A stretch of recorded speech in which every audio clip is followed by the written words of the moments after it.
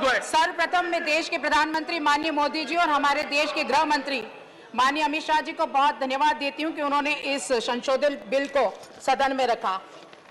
माननीय महोदय, एक तरफ माननीय देश के प्रधानमंत्री है, जो देश के हित में उनकी रीति है वैसी उनकी नीति है। दूसरी तरफ ये विपक्ष है जो अपने राजनीतिक स्वार्थ के चलते देश की जनता को गुमराह करने का काम कर रहे हैं। अभी कुछ दिन पहले मैं पश्चिम बंगाल पे गई थी अपनी पार्टी के निर्देश पर। वहां पर मैंने देखा था कि किस तरह से वहां पर ये लोग आपस में लड़ते हैं और वहीं बेंगलोर में जाकर गठबंधन करते हैं। वही दृश्य यहाँ सदन में भी है। हम रोज इस सदन में उपस्थित होते हैं, विभिन्न बिलों पर चर्चा करते हैं, लेकिन इन्हें सदन से कोई लेना देना नहीं है, सदन की कार्यप्रणाली से कोई लेना देना नहीं है।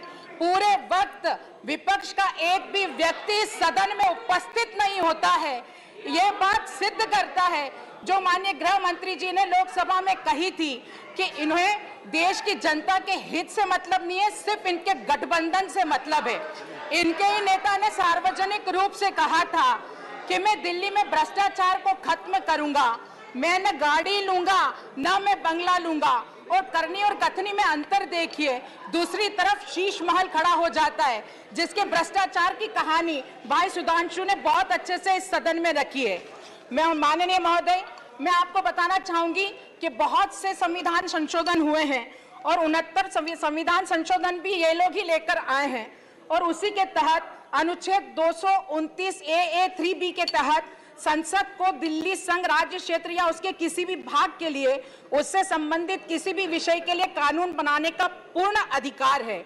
मैं बालकृष्ण रिपोर्ट की भी बात करना चाहूंगी, जिसमें यह साफ कहा गया है कि दिल्ली की कार्यप्रणाली और सेवा प्रणाली केंद्र सरकार के अधीन होगी। अभी इन्होंने बहुत से हमारे अपनों की याद दिलाई, कुछ याद मैं इनको भी दिलाना चाहूंगी कि उस संविधान संशोधन में तत्कालिक गृह मंत्री जो कांग्रेस के थे, उन्होंने इस बाल कृष्ण समिति की रिपोर्ट को स्वीकार किया था और अपने वक्तव्य में कोड किया था कि हम इसे अपनाते हैं। लेकिन ये लोग नहीं अपनाएंगे। ये लोग इसलिए नहीं अपनाएंगे क्योंकि इनका सिर्फ हंगामा करने का मकसद है।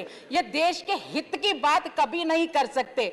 अभी ये लोकतंत्र की बात कर रहे थे, अपने अधिकारों की बात कर रहे थे, जबकि सबसे बड़े लोकतंत्र की हत्या तो कांग्रेस ने आपातकाल लगाकर की थी, जिनको ये लोग भाई भाई भाई कहते हुए यहाँ पर संगठित होने का काम कर रहे हैं।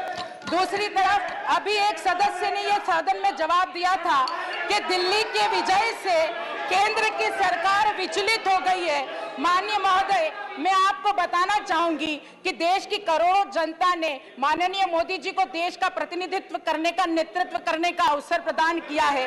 वो दिल्ली की विजय से विचलित नहीं है, बल्कि दिल्ली की आप सरकार की कार्यशैली से विचलित है, इनके भ्रष्टाचार से विचलित है, इनके कुकर्मों से विचलित है, दिल्ली की जनता के कल्याण के कारण विचलित है। आज महाभारत का भी वो दृश्य की बात कही गई, मैं इनको भी बताना चाहूंगी कि महाभारत में एक दृश्य और है, एक वक्तव्य और कहा गया है कि जब जब इस धरती पर अधर्म होगा तो धर्म की स्थापना के लिए भगवान को अवतार लेना पड़ेगा, धरती पर आना पड़ेगा। उसी प्रकार दिल्ली की आप सरकार के अधर्म को मिटाने के लिए मोदी जी को आना पड़ेगा, माननीय अमित शाह जी को आना पड़ेगा, संशोधन बिल लाना पड़ेगा और इस संशोधन बिल के आधार पर दिल्ली की आप सरकार के अधर्म को मिटाना पड़ेगा। ये केंद्र की सरकार पर आरोप लगाते हैं। ये तो वही बात हुई कि जिनके खोटे सिक्के नहीं चले बाजार में, वो कमियां निकाल रहे हैं सोने के किरदार में। ये सोने का किरदार है, कितनी भी आग लगा लो तब कर और निखर कर ही बाहर आएगा। माननीय महोदय, मैं पुरजोर इस बिल का समर्थन करती हूं और माननीय प्रधानमंत्री और माननीय गृह मंत्री जी को दिल्ली के इस विशेष परिस्थिति को ध्यान में रखकर गंभीरता पूर्वक इस बिल को लाने के लिए मैं बहुत बहुत धन्यवाद देती हूं। और अंत में इतना जरूर कहना चाहूंगी कि धारा 370 को हटाकर देश को जोड़ने वाले हैं हम। अब आपकी नीतियों से देश टूटने नहीं देंगे। धारा 370 को जोड़कर, धारा 370 को हटाकर देश को जोड़ने वाले हैं हम। अब आपकी नीतियों से देश को टूटने नहीं देंगे। ये प्रधानमंत्री और गृह मंत्री कुछ अलग है जनाब, ये आपको दिल्ली लूटने नहीं देंगे, ये आपको दिल्ली लूटने नहीं देंगे। बहुत बहुत धन्यवाद।